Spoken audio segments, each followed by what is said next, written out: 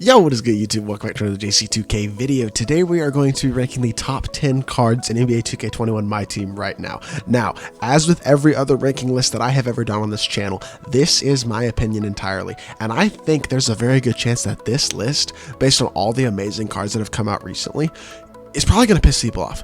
I think this list is going to piss people off more than any other list that I've honestly ever done on this channel. I just think that there's so many good cards in the game right now and so many elite cards really at every single position, but specifically I like the wings and the center position, and it's so close between those cards, and really in my opinion so opinion based between so many of these cards that I think it's going to make for a really good debate and a list that I think is going to be very, very controversial. But before we hop into the video, if you haven't, make sure you hit that subscribe button. We're getting real close to 1,400 subscribers on the channel. I would really appreciate it if you hit that subscribe button if you haven't already, just to help us get to that goal in the near future. And yeah, I appreciate all the support as always. It's free to subscribe. You can unsubscribe at any time. Without further ado, let's hop right into it. We're actually going to start off with honorable mentions for this list, because there are three guys that I think are really, really good honorable mentions that I think a lot of people would put on this list, but me personally, I think they just barely, and I mean barely, missed the cut. Those three guys are Jonathan Isaac, Wilt Chamberlain, and Tracy McGrady. Jonathan Isaac, one of the best wings in the game.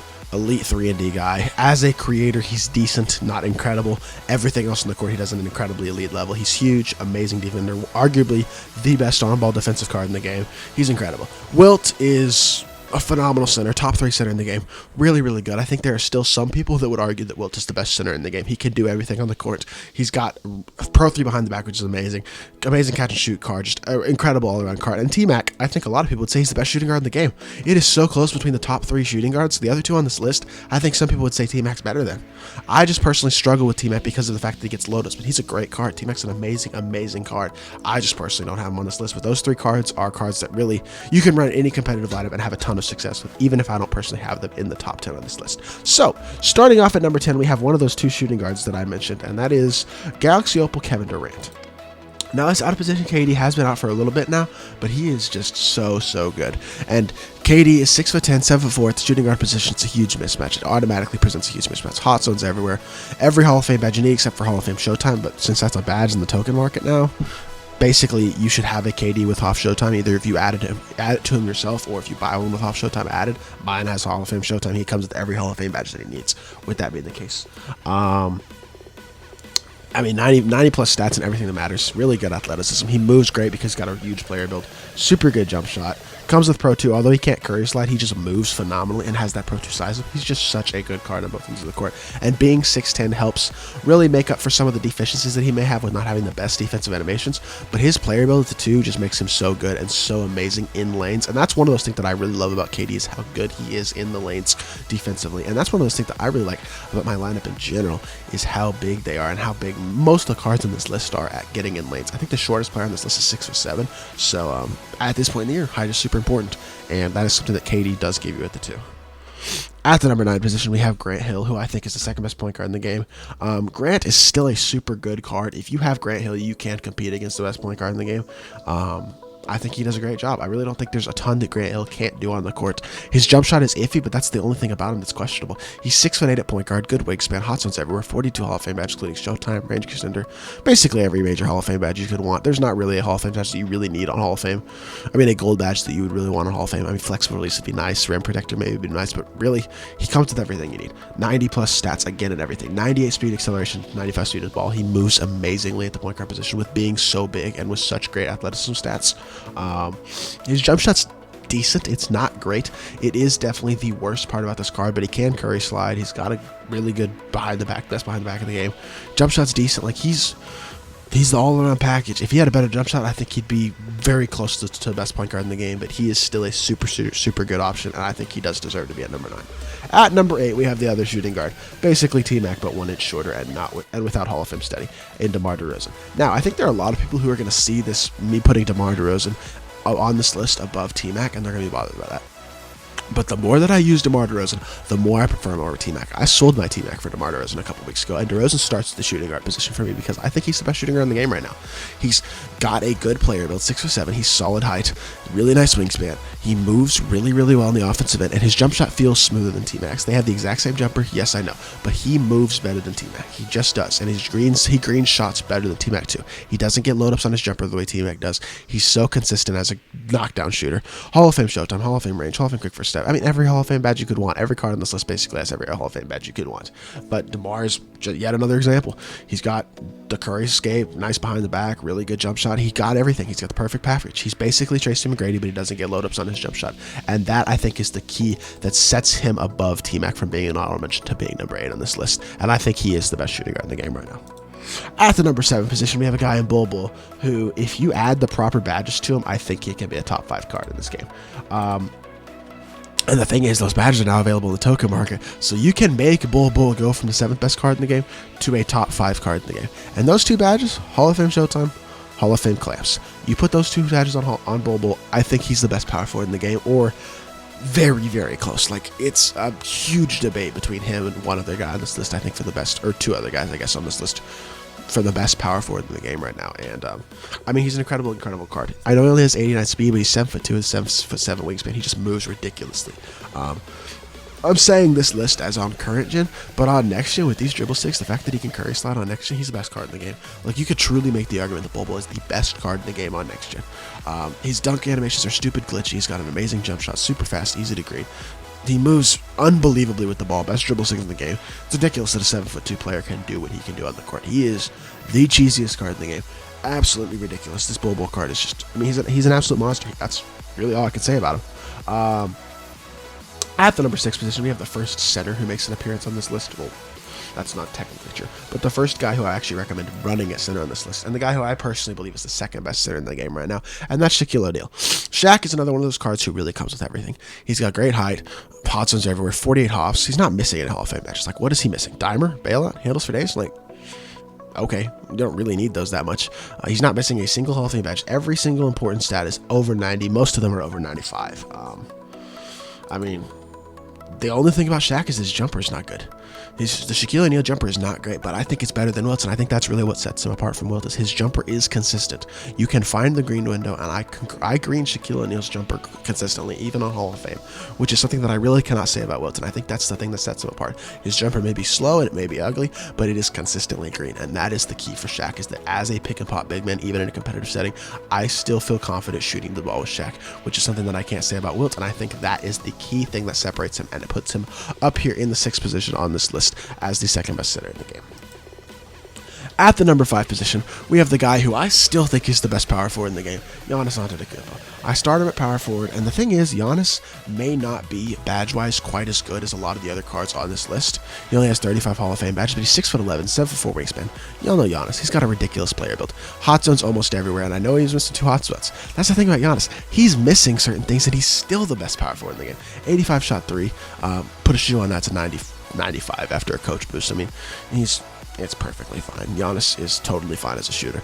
Only gold range extender, but like, it's more than enough. His release is super, super good. Giannis has such a cast release. I'm really excited when we get a dark matter Giannis with his release on very quick Hall of Fame range and hot zones everywhere. He's going to be such a knockdown shooter. I don't know if Giannis is going to be stoppable. Like, that's going to be my in-game power forward or in-game point guard if, God forbid, they give us a Giannis at point guard, which, who knows, they very well might. But he comes with every key defensive badge. He plays ridiculous defense. Giannis is just the glitchiest guy on defense. Y'all know how he is. He gets in every lane. He blocks every shot. He gets ridiculous steals. You can play him on ball. You can play him in lanes. He rebounds amazingly. Giannis can do it all. And he doesn't have good dribble sticks. Doesn't matter. He's got the Giannis behind the back and the burst. That's all he needs.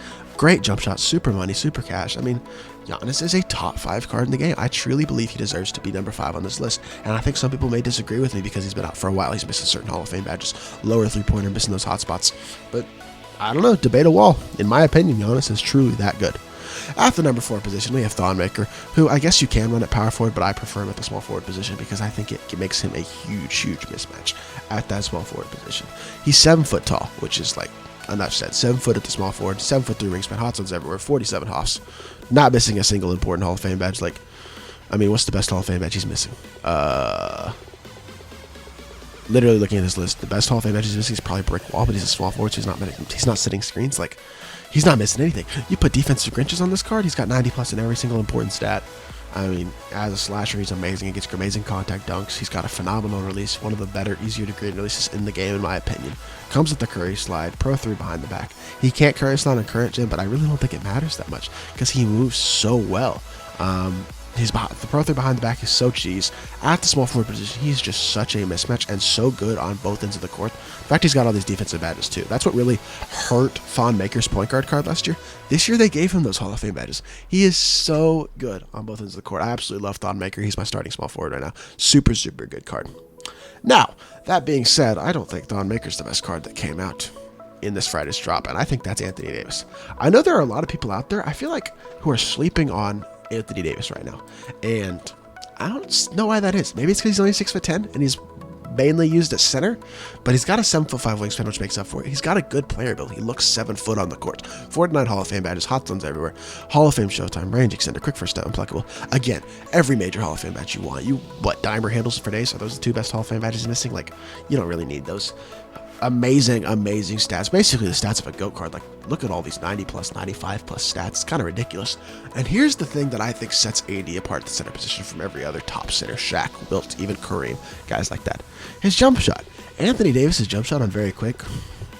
It's so much smoother, more consistent, and quicker than all the other top centers' releases. And I think that is the key that sets him apart. Is as a pick and pop big man, he just gives you that extra element that you don't really get from any other center. Sure, Shaq can shoot. You can move Bull to center and he can shoot the ball. But I just think Anthony Davis at the center gives you that ability to guard on the interior, attack on the interior. He's got good dribble sigs. He can create off the dribble. He can shoot the ball. He can rebound. I think he's just the perfect package at the center position. And right now, I think he's the best center in the game. And honestly, I think he'll be the best center in the game until we get either a dark matter Kareem with Hall of Fame range and hot spots everywhere, or a dark matter potentially David Robinson, a GOAT Yao Ming card like that. It's going to take a ridiculous card to pass this Anthony Davis as the best center in the game. Like, I just think he's the best right now. He really is, and I think he totally deserves to be a top 3 card in the game. At the number 2 position is another guy who I think is a very controversial card. That's Danny Ferry. Danny Ferry's 6'10". That's a lie. He's 7 foot. That's the first thing to say. He's got a huge player build. 7'5" wingspan. He's literally basically like Anthony Davis. They have a very similar player build. They're both huge. The thing about Danny Ferry is he can play a small forward position. He's got 95 speed. Every major Hall of Fame badge you could want. Yes, he only has 33 Hall of Fames, but he's got the most important defensive badges. Quick first step, pluckable, every shooting badge, Hall of Fame Showtime, 90 plus on almost everything. I added a defensive Grinch to him, so he's got 95 plus on every defensive stat. With his player build, it's unfair. And then he's got base 98 on very quick. Like, if you couldn't ask for anything else, he's got the best, quickest jump shot in the game, in my opinion, on very quick. Comes with a curry slide. He can't curry slide on current, but it's okay because he has the size up. He's got the best between the legs, best behind the back. This Danny Ferry card is truly an in-game card with only 33 Hall of Fame badges. I don't care. He's an in-game card. And I added a couple extra Hall of Fame badges to mine. I don't even know how many Hall of Fame badges he has. I think he's got, 35, 36 Hall of Fame badges. You can add some of those Hall of Fame badges that you got in the token market to make it even better. But he doesn't really need them. Danny Ferry is truly that good. I'm not even starting right now because I'm starting Thon Maker, but I think he's better than Thon Maker at the small forward position. I think they're the 2 best small forwards in the game. But I think Danny Ferry is just slightly better because he's got a better jumper, and I think he's slightly better on the defensive end as well. Then, at the best card in the game, I think this is, again, going to be debatable, but I think that Ben Simmons is the best card in the game right now. As I thought he was when he came out, and I really think he's going to continue to be the best card in the game for the foreseeable future. The reason that I say that is because I think Ben Simmons has a bigger gap between him and the next best point guard in the game than any other position in the game. For example, Danny Ferry, he's the best small forward in the game in my opinion, but you got guys like Thon Maker, who else can play small forward? DeMar can play small forward. Tracy McGrady can play small forward. Jonathan Isaac can play small forward. Even a guy like Andre Kirilenko can hold it down at the small forward position for you. Tony Kukoc, same thing. There's so many good small forwards. Even at the center position, Anthony Davis, but Shaq can play center. Giannis plays center. Bobo plays center. Wilt plays center. All those guys. Even at the shooting guard position, it's super, super close. But the thing that separates Ben from everybody else is because I think Ben just towers over everybody else. He's so good because he's so big. He's got such ridiculous dunk animations. He's got hot spots everywhere. Hall of Fame range. He's the best slasher in the game. Comes with every major Hall of Fame badge. He's amazing on defense as well because he's so big and so long and just such a mismatch on both ends of the court. He allows you to switch every single play if you want to on defense because he can guard big men. He's 6'10" with interior defense. Like, he can literally do it all. He rebounds the ball at a great level. He's incredibly fast. Ben Simmons is just so good, and I think that really separates him from every other point guard in the game right now, and is the reason that I have him as the best point guard and the best card in the game right now, is because of that difference between him and every other card at his position. And I think that's really, really important to take into account when you're ranking players in this game. But that is going to do it for this video. If you did enjoy, please make sure you hit that like button. Leave me a comment as well. Let me know what you thought on my list, what you think that I got wrong, what you think I got right. Who did I leave off this list? Because I'm sure there are going to be people who think that I left players off this list. And again, it's opinion, so there's a very good chance that I did leave people off this list if it's in your opinion and not mine. But yeah, and again, hit the subscribe button as well if you haven't. Help us get to that 1,400 subscriber mark in the near future, and I really appreciate all the support on the recent videos. And we'll be back with more 2K content very, very soon. I appreciate y'all. Peace.